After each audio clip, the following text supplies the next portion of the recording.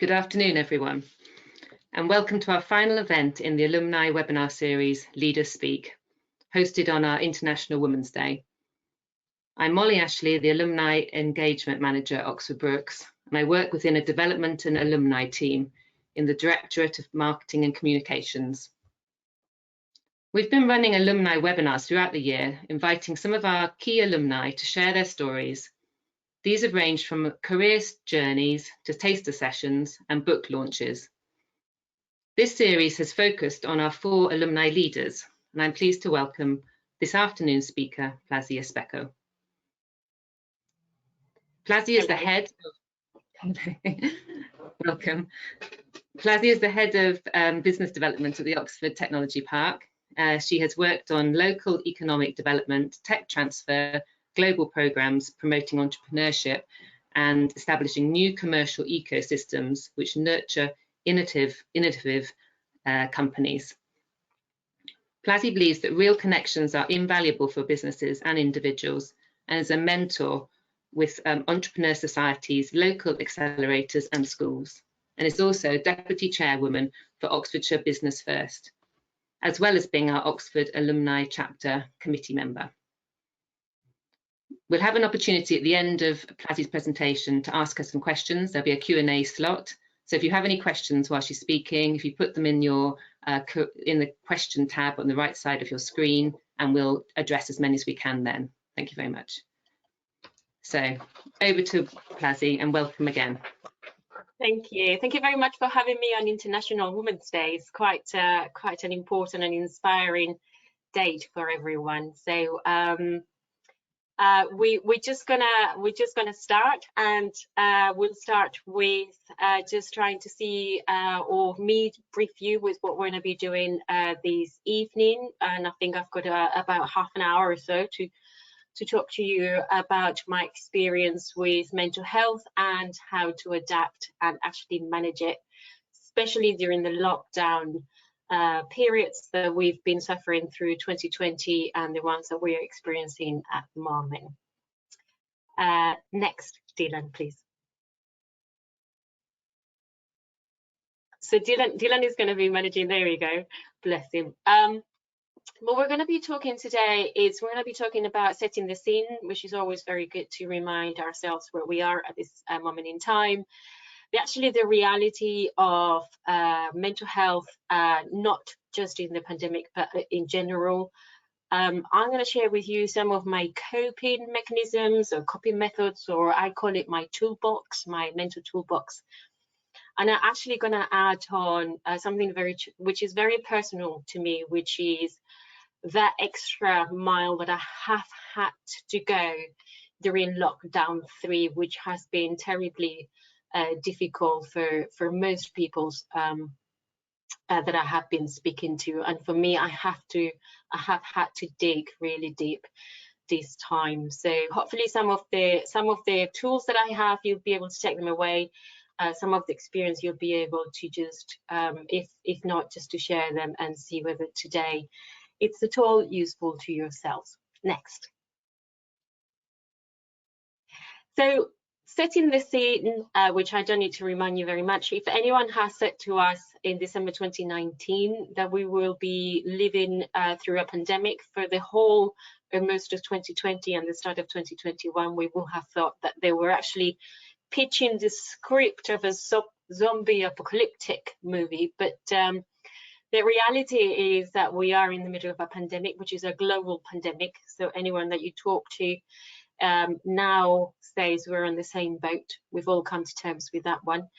We have come to terms with the fact that we all have to take precautionary measures. So going out to walk the dog, seeing people wearing masks, and to regularly having to wash our hands or use antibacterial is part of our daily routines. And kids, we're bringing kids up to do that as well.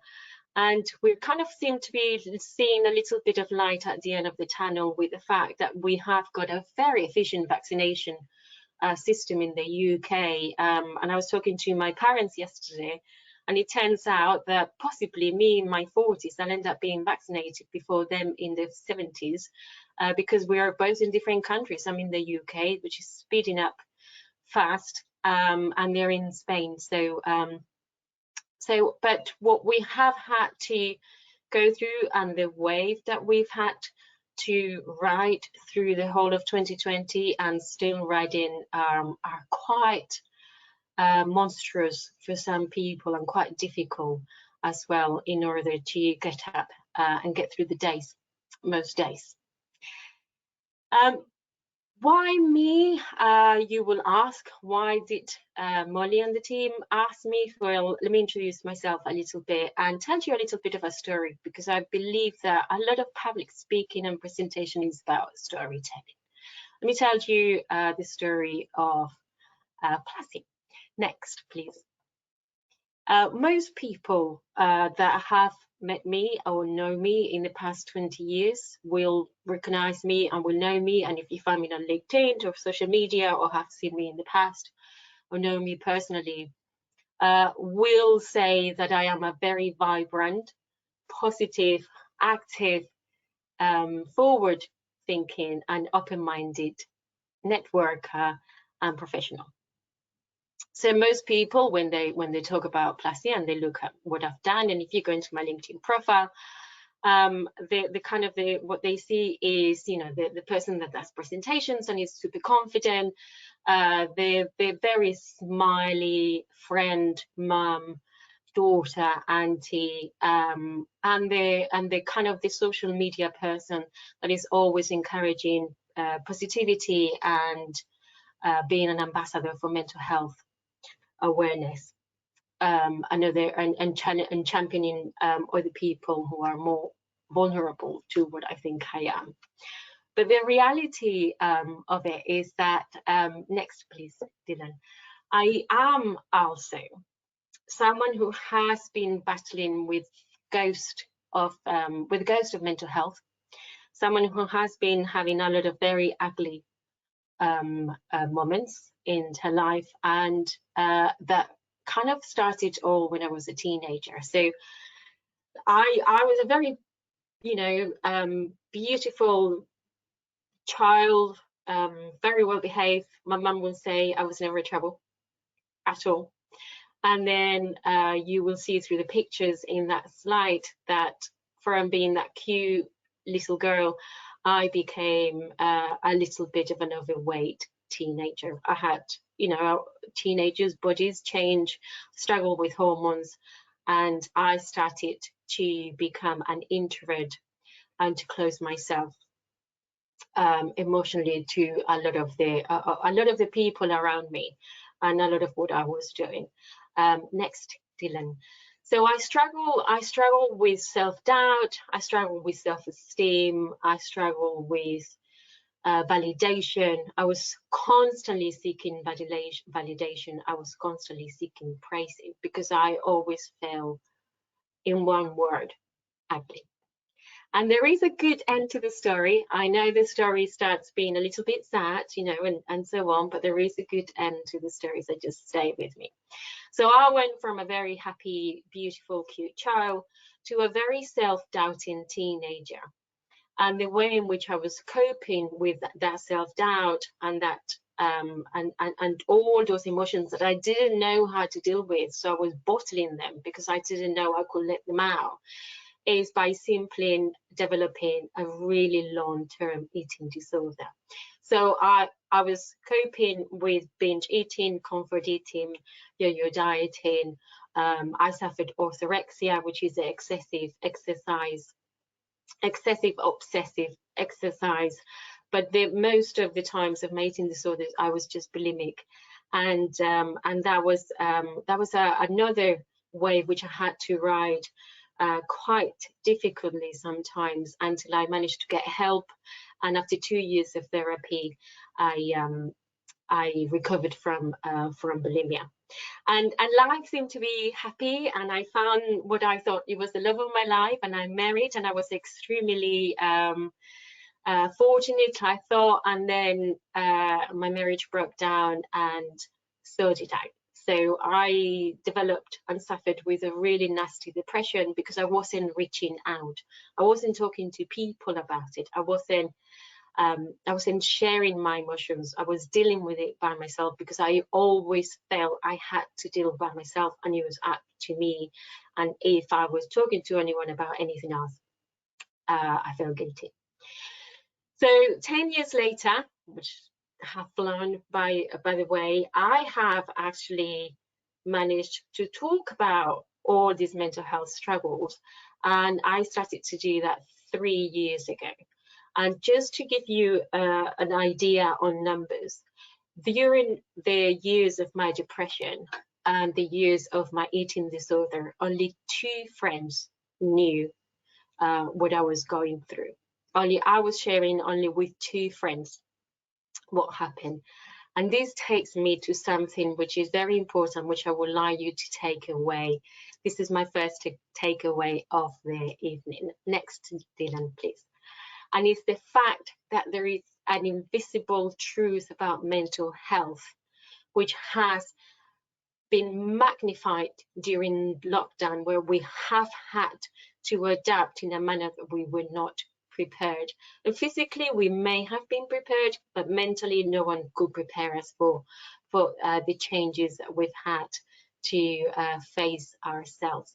So the first takeaway that I would like you to take away is actually a mental health problem, a mental health disorder, a mental health, anything that it is invisible. You don't know who is actually struggling. You don't know why people are reacting. You don't know what people are not sharing. So just be very mindful of the signs that maybe you're not reading and they're not letting you see, because those will be critical for many people for a time in which they're here or they're not here going forward.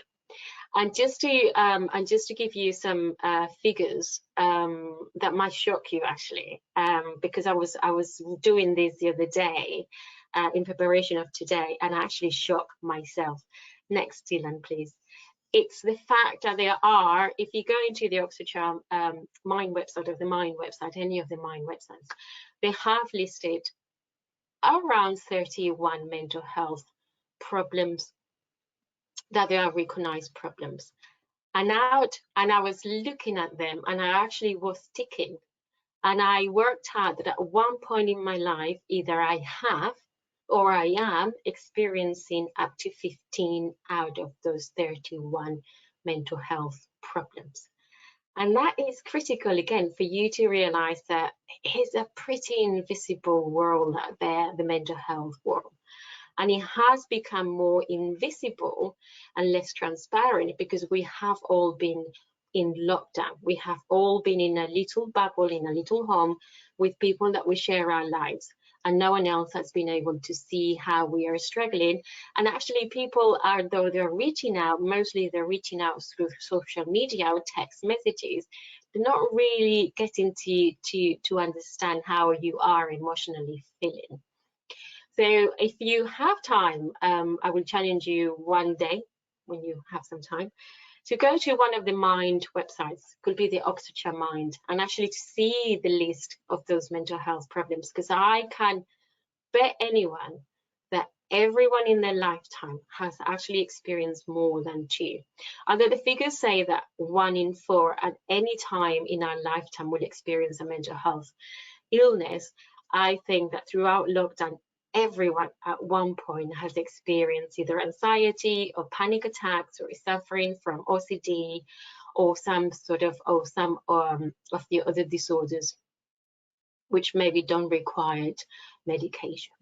Next, Dylan.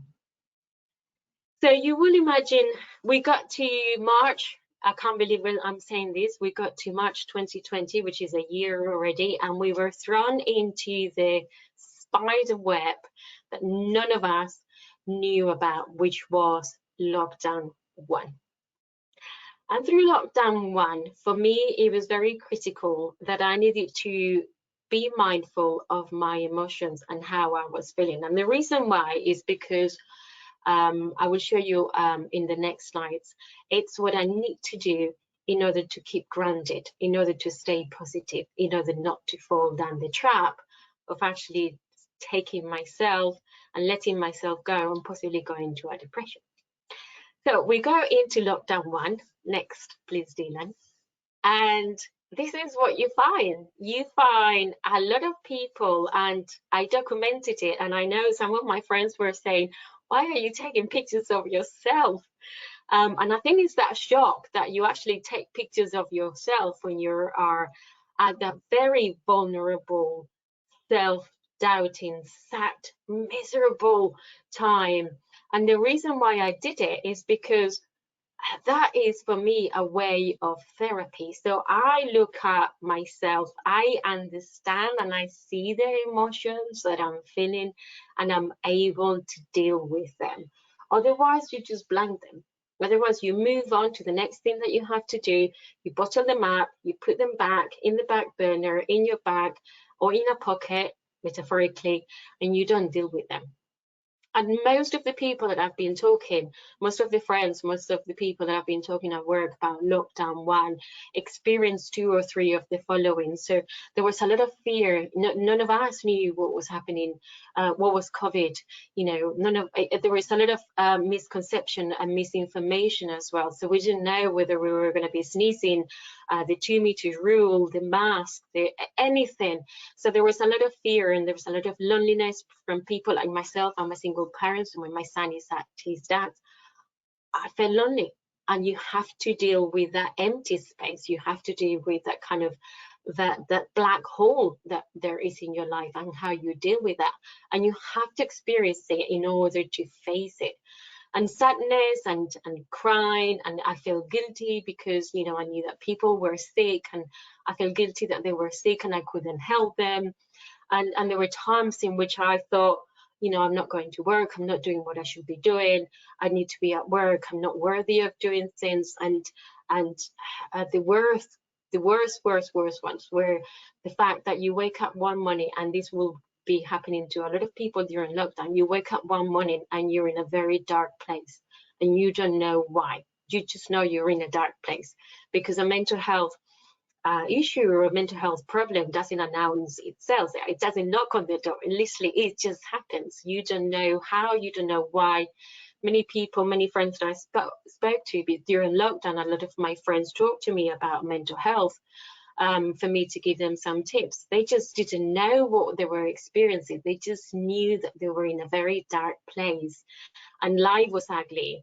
And some of them were, you know, it was very touch and go for some of them, because you just, when you are in the deep of that situation, you just want to escape and take a, you know, a quick exit. But the way in which I dealt with it, and the way which is going to be my gift to you during lockdown one, it was the same way that I've been conditioning my mind through the past few years, not knowing that I was conditioning my mind, but actually it was until I sat down a couple of years ago to work on my coping mechanisms on how to deal with my mental health that I came out with this list. Dylan, please.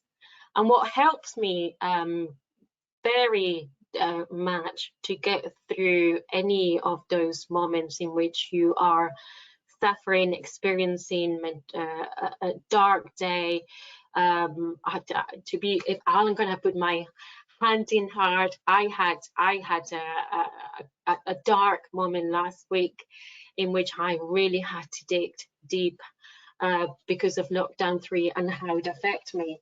And I will talk to you about it at the very end. But the way in which I deal with it, or the way in which I've been dealing with it, and I didn't know I was doing it because unconsciously I was doing it until I put down a list of how I cope because someone was asking for help, was that I actually practice a lot of self-love. So when I was recovering from my eating disorder, I had 150 post-it notes, which I still have lots of post-it notes. And I had 150 post-it notes all over the house, you know, just telling myself you're beautiful. Don't listen to Neil. Neil, by the way, is how I name my critical voice, because there is a method in which if you name your critical self-doubting voice, you can actually say, Neil, go away. That's one of the ways in which a lot of psychologists deal with tell you to deal with your critical voice, which is quite funny. one. So I do practice a lot of self-love. I do try to do things that are nice, that make me feel good, that give me that joy in my heart.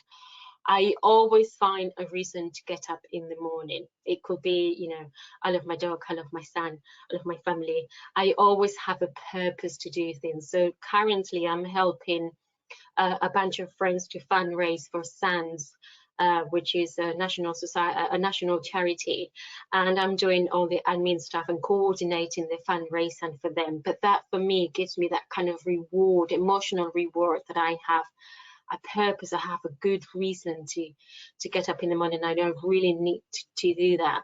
And then the other thing that I need to be very disciplined is about finding positives in negatives. So I actually have to go, okay, so we're in the lockdown.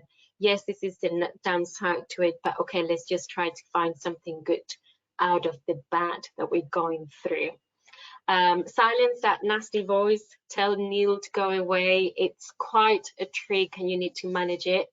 Slowly and you know, steadily is the way to do it. The hardest, I suppose, that people are not very good and able to see and to do is you actually have to allow the emotions to flow. So last week, as I said, I had a bit of a bad news. I couldn't deal with them on the day, and I sat down at the end of the evening, and I just felt really overwhelmed. And what I normally do, it's I have to cry them out. You know, I have to release that stress that is that emotional burden that is there, and I let them out. And the way that I see it is, you have emotions that come into your B&B or your hotel. You know, they check in, but you need to let them check out. And it's by allowing them to check in and allow them to check out that you are able to be kind of more in touch and more more understanding on how you are feeling and where you are at that moment in time. Failing that, when we are back into the gyms, I can go back to karate and do some kicking and some shield punching and so on. And that, again, physical exercise for me is critical. Group physical exercise, where there is a team, where there is an encouragement, where we're all motivating each other, for me is very critical.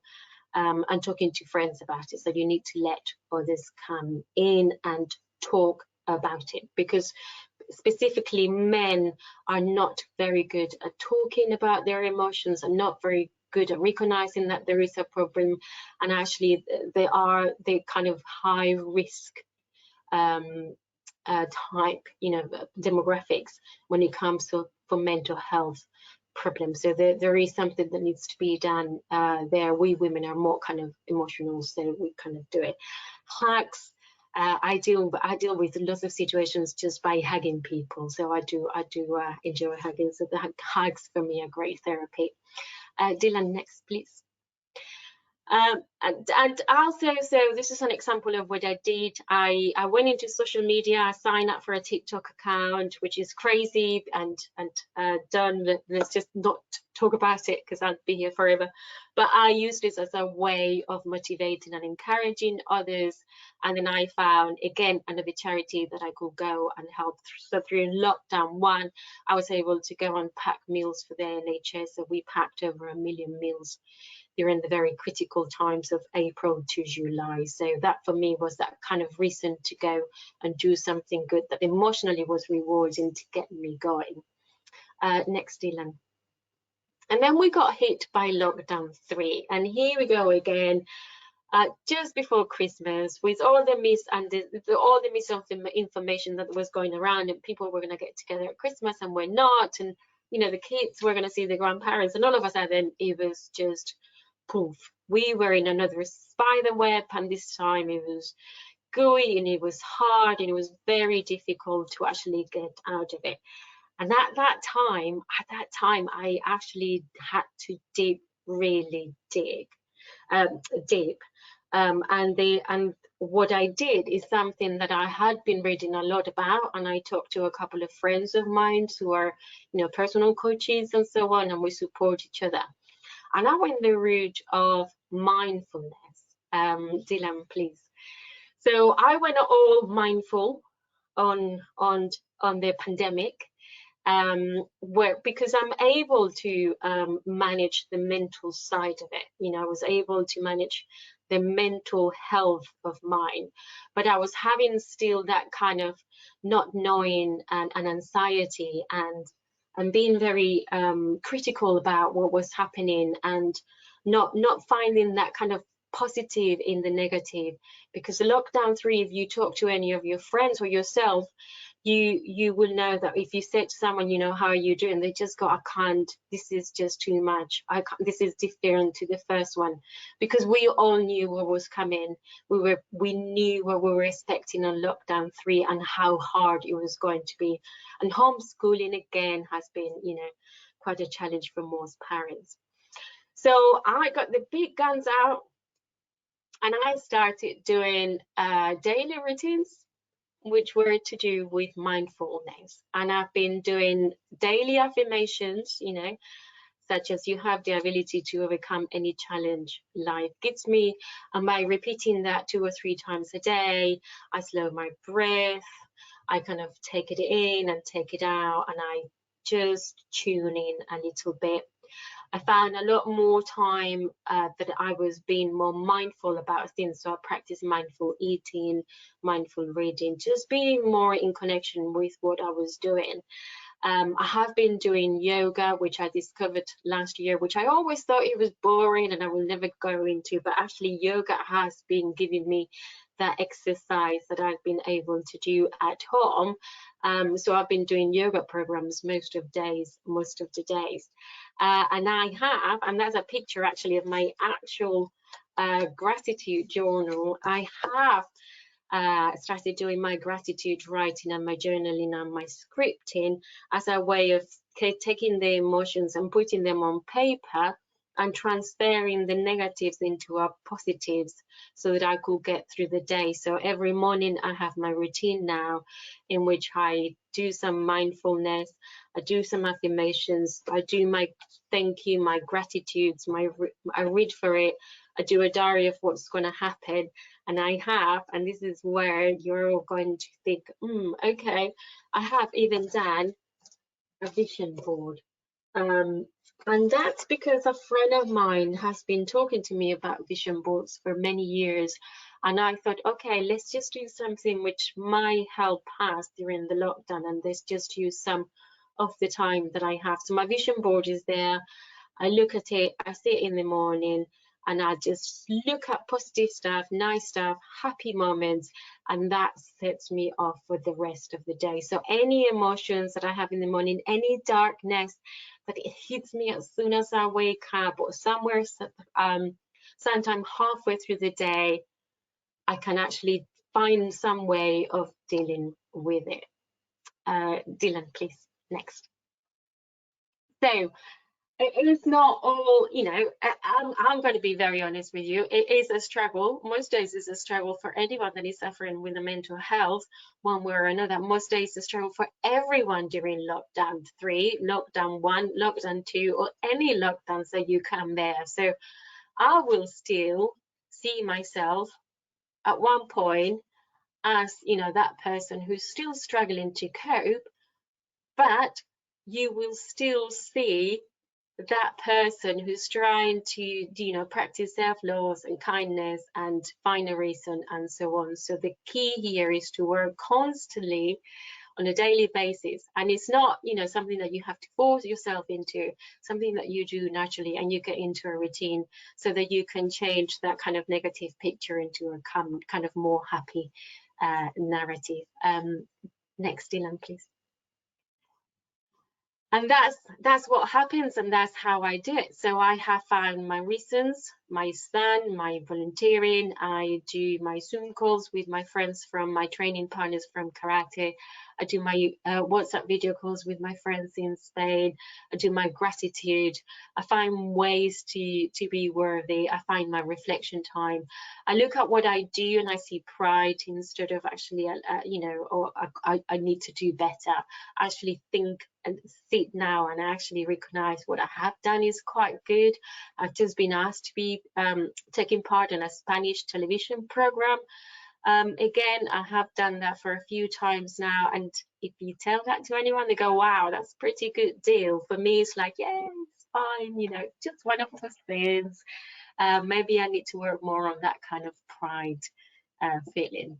But that's kind of what I've done. I've taken all those emotions that were during lockdown 1 and throughout 2020 and 21, I've actually worked myself so that every day I can actually find some of these more positive words and affirmations into it. Next, Dylan, please.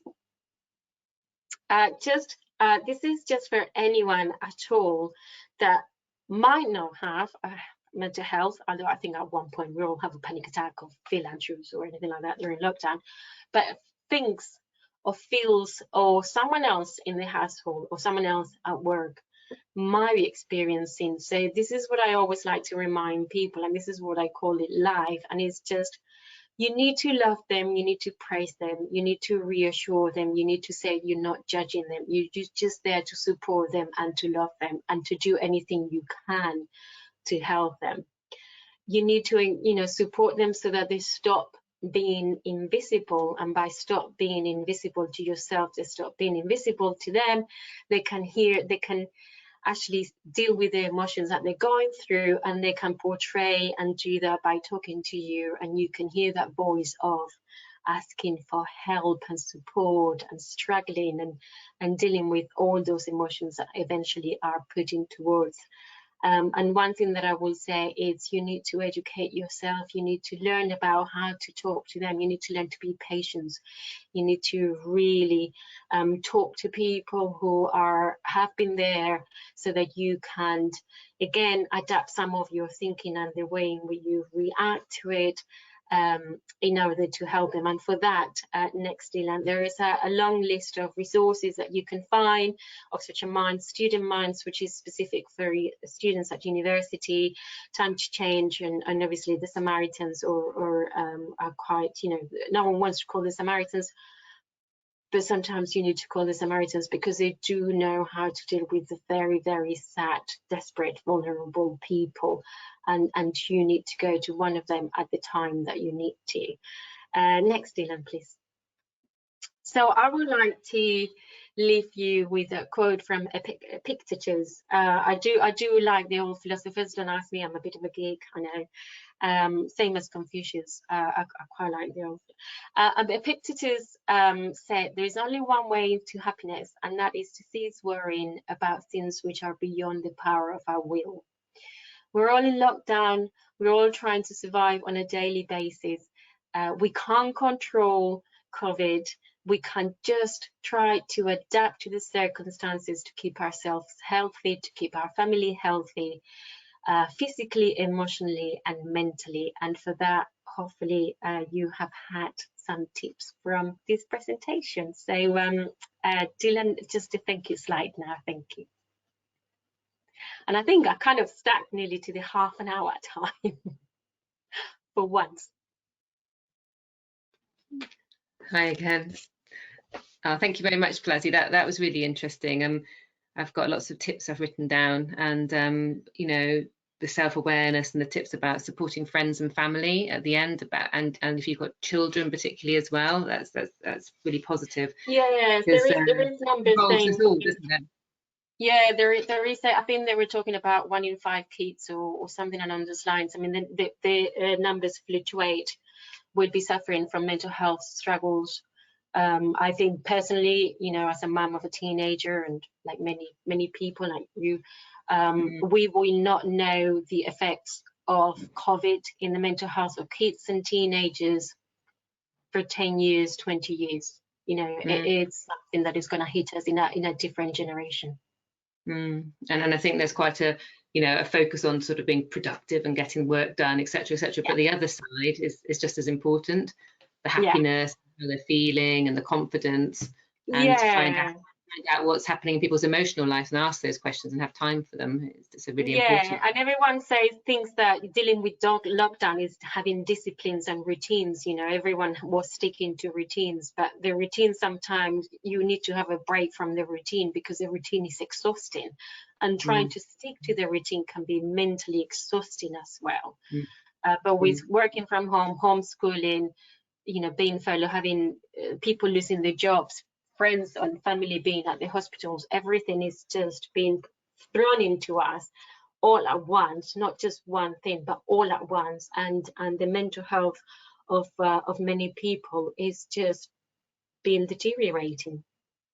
Yeah, and I think there can be that sort of like obsession about the keeping afloat and doing, and then like you say, it's quite tiring. No, that's really interesting. Thank you for sharing all your your toolkit and your story as well, which is a personal story. But it's good to people will be able to make some parallels around that in their own journeys, I'm sure. I had a question. If anyone's got in the audience got any questions for Placi, if you just put them in the question tab, that'd be great, and I can read them out as they come along. If you've got any burning questions, I did get a couple through. Let's just have a quick look. One of them was about. They said, "Thank you very much. It's been really interesting." If they're feeling a bit low, and they're saying, well, how can you keep such a if you're in a dark place, how can you keep up a job, or even a high-powered job like you've got, the head job? How is it different? How can you make those steps if you're in quite a low place? That sort of breaking out of that space. All those the tools are great, but how do you do it? What was your first step? I think for me, and the example is last week, I had a mini meltdown, which I haven't talked to you about. It was just one of those moments in which I was overwhelmed, and I was overwhelmed because of work. And for me, is I need to deal with it emotionally and let it go. So most people who have got very high power jobs and they're responsible for hundreds of employees. I've got friends who are responsible for 200 employees, 300 employees. They just go through life in a way in which they've got all this responsibility and they never have time to stop and think about themselves. And it's at one point, and yes, you are responsible for these employees, but you also owe them a healthy leader to be able to support them and lead them and so on. And a lot of people see that as a weakness. So most people who have got high power jobs will see, and I've got a couple of friends who are entrepreneurs in residence in different universities, and they have gone through mental breakdowns. And they didn't know they were going through a mental breakdown until someone said, your language is that of a person that is depressed. Have you talked to someone about? So sometimes you're in a very high power job and you don't even realize what you're experiencing, but you have to get through. That is the wrong thing to do, because you're constantly going, and then you burn yourself down. You completely burnt out. So the way in which I do, which is I've done it for years now, and I only realized I was doing it a couple of years ago, is I let rip. Like I know a friend of mine used to say, just let rip. So I might be having 2, 3, 4 Zoom calls, and at one point feel completely tense, stressed, can't cope, can't do this. And what I will do is I will go to another room, and either I will just scream my head off, or I will put music and dance. And dance for me is an immense therapy. So that dance is one that I will just use like, okay, I just need to do this. I just need to take myself into a different room. But it's recognizing that you're at that stage that is the difficult part, to actually know that you need to stop and do that for 3 minutes, because you just keep going. And that's the difficult part. Yeah, so it's something about developing a self-realization about the mental state you're in. Yes, I think it's about really knowing yourself physically, emotionally, and psychologically, and not being afraid, because so many people that cannot deal with it. They can't deal with the fact that they are weak mentally, or they're having a mini, what I call a blue day, having a blue day. you don't talk about having a blue day or a grey day. You just get through the grey days. But people call me, if my friends call me, like last week, one of them called me and I said, I can't talk. I need to be off the grid for a couple of days. I'm dealing with issues. And then I will deal with stuff and I will pick up the phone and go, I was having a great day. You know, I just needed to deal with my emotions, let them out, and then I'm able to talk to you. And once you talk to that person, they're like your therapist at one point, and you need to be very open about how you're feeling and so on. And you have to expose yourself to that. You have to share that knowledge. And they need to know. This is why it's so important that you need to know how to talk to people who have struggled with mental health or are going through that, because the first thing that they do is you see it in their faces. You know, we're all on Zoom calls at the moment. You can't hide. You know, if I've got a Zoom call with a friend of mine that I'm working with, and I'll go, I'm having a really great day. I'm just, you know, I was crying last night because I just needed to get. And you see it in the faces, there's a panic that they don't know how to react. Do they say sorry? Do they just, you know, brush it under the carpet? How do they do it? So most of my friends by now, good friends, know that if I say I'm having a great day, they just go, okay, let's just have a chat. And that's it. That's all I need at that time. But you need to do it. So having a group of close friends that you can connect with as well, and you know, not colleagues, but that actually know you and can support you in that way. Because when I was having my depression, my employer didn't know that I was having a breakdown and I was on antidepressants. And it's nothing wrong, you know, it's nothing to do with the fact that they were a great employer. It's that I felt so embarrassed about what I was going through that I didn't want to tell my employer, because I was really ashamed of myself. I mean, I think, you know, this webinar and also there's been quite a lot of comms around men's mental health, isn't there, the last sort of year? And I think all that lifting it and profiling it is making more of an open topic, you know.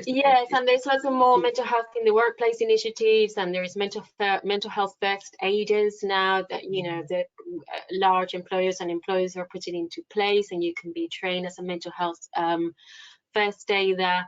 But I think it's just that kind of, we need to treat it with familiarity. We need to treat it as it's part of life, because you cut yourself, you break a bone, you go to the doctors, you talk to people about the healing process of your body healing from an injury, but you feel that you cannot talk to someone about, you know, something that is happening to your mental state and how you're healing and the healing process for that one.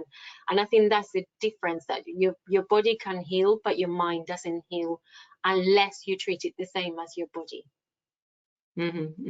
Yeah, no, I totally agree. No, thank you.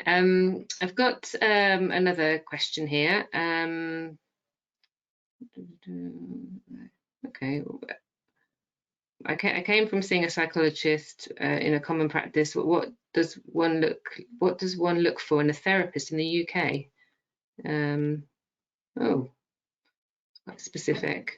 Where I came from seeing a psychologist, quite common practice. What does one look for in a therapist here in the UK? Okay, I can talk from my experience of you know, what has been a good therapist for myself, and then hopefully that will help. So I actually believe that everyone should go to a counselor or a therapist from time to time and offload. You know, we can't do it now during lockdown, but you could do that on a Zoom or anything like that. But the problem is that you have to pay to go privately unless you have been prescribed and so on. But a therapist, the best therapist that I have been treated or had therapy with were those ones where you feel they're listening to you and they talked a little bit to take the information from you and allow you to talk to you. And they establish rules at the very first. You know, you want a therapist to establish safe you know, this is a safe place, blah, blah, blah, blah, blah. Most therapists are amazing people. I mean, the ones that I have dealt with, all my therapists have been amazing people, from the first person that treated me through my bulimia, which was a GP that was actually, is now very well known in eating disorders, to my counselor when I was dealing with my depression. And they have to set the rules, and the rules is a safe place, is an open place. We can talk about anything. There is nothing we cannot talk about. And actually, sometimes it's just about not talking, but expressing emotions by crying, you know, having a couple of moments of ugly crying that you deal with. And they don't make it awkward. They make it okay. So having one where you feel is a safe place to talk to, that I would say. Most therapists, I mean, the therapists that I've dealt with, they have been fabulous to me. Yeah, thank you.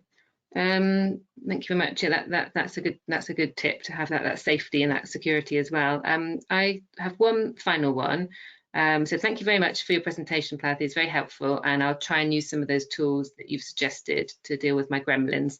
Two issues I've struggled with have been my lack of exercise due to my neurosis of catching or passing COVID to my loved ones through lack of external mental stimulation and socialisation. So it's kind of been a worry. It sounds like he's been worried about going out. Yeah. I'm sure there's a lot of people can identify with this. And then, so what suggestions, first steps to sort of get around this worry of now going out probably and therefore spreading picking up germs to take back to sort of I mean, knowledge is key, and science knowledge is key. So we were talking about this earlier, isn't it? Whatever you hear in the media and the news, you blow out of proportion, and people talk and you think it's true, and you read stuff and so on.